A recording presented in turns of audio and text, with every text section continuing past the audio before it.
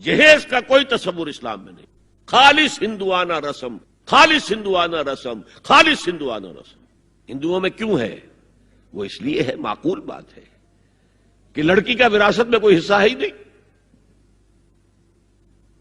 وہ تو جب گھر سے نکل رہی ہے کچھ دے دلا کے رخصت کر دو. دان دہیج یہ خیرات ہے، لڑکی کا حق کوئی نہیں ہے گھر پر.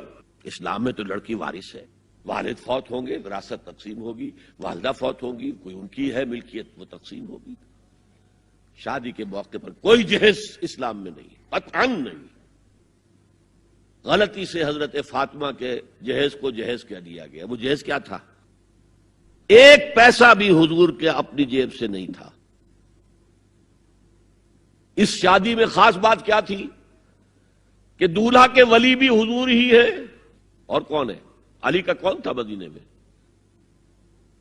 اور دلہن کے والد بھی حضور ہیں. اب حضور پوچھتے ہیں حضرت علی سے تمہارے پاس مہر دینے کے لیے کچھ ہے؟ عرض کیا میرے پاس تو کچھ نہیں. وہ فقراء صحابہ میں سے تھے. فرمایا مہر تو دینا ہے. تمہارے پاس ایک زرہ ہوتی تھی؟ جی ہاں زرہ تو ہے. انہوں نے یہ سمجھا زرہ تو جہاد کے لیے ہے، کوئی وہ دولت تو نہیں ہے. فرمایا جاؤ اسے بیچو یا گروی رکھ کے قرض لے کر آؤ. وہ گئے، حضرت عثمان نے خرید لی اور کچھ دنوں کے بعد واپس کر دی ہدیتاً. یہ زرہ میں ہدیہ آپ کو کر رہا ہوں. اس وقت اگر کہتے چھوڑو علی، کہاں تو لو میں پیسے دے دیتا ہوں تمہیں، تو ان کی طبیعت پر بار ہوتا. اس پیسے سے حضور نے کچھ پیسے گھر بھیجے اندر، دلہن کو ذرا تیار کر دو.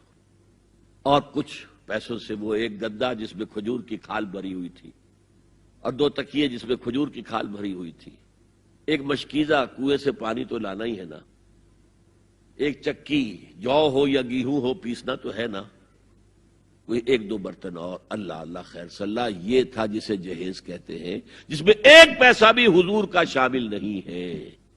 وہ حضرت فاطمہ کا مہر تھا جسے بنایا گیا. ورنہ مدینے ہی میں دوسری آپ کی صاحبزادی کا نکاح حضرت عثمان سے بھی ہوا. کہیں ذکر ہے جہیز کا؟ حضرت عثمان کا گھر بھرا ہوا، ہر چیزیں موجود، وہاں تو جہیز کا تذکرہ نہیں.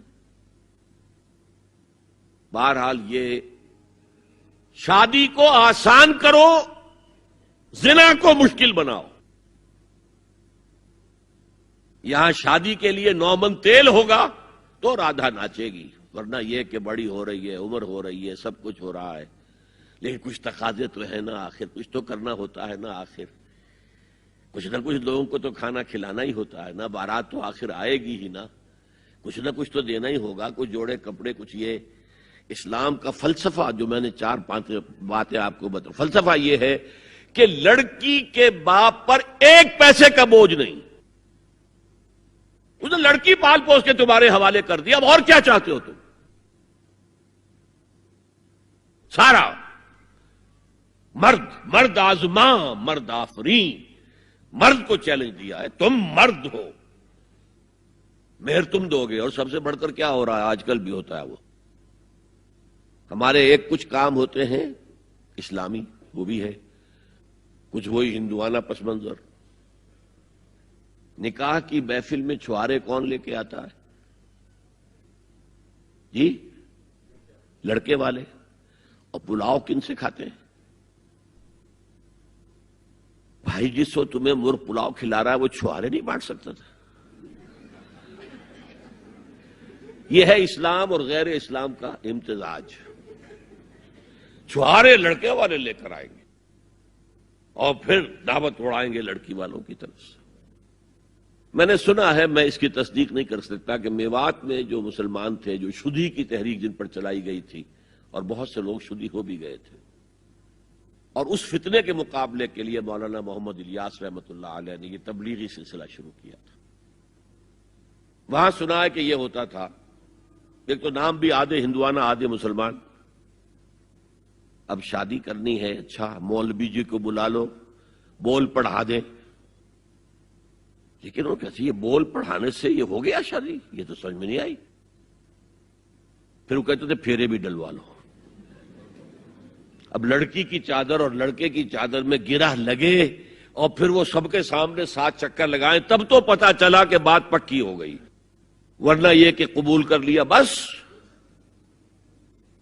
واللہ عالم یہ لطیفہ ہے یا واقعہ ہے، لیکن یہ مجھے سنایا ہے بعض لوگوں نے کہ یہ وہاں ہوتا تھا، اطمینان نہیں ہوتا تھا، یہ بول کہنے سے بات ہو گئی،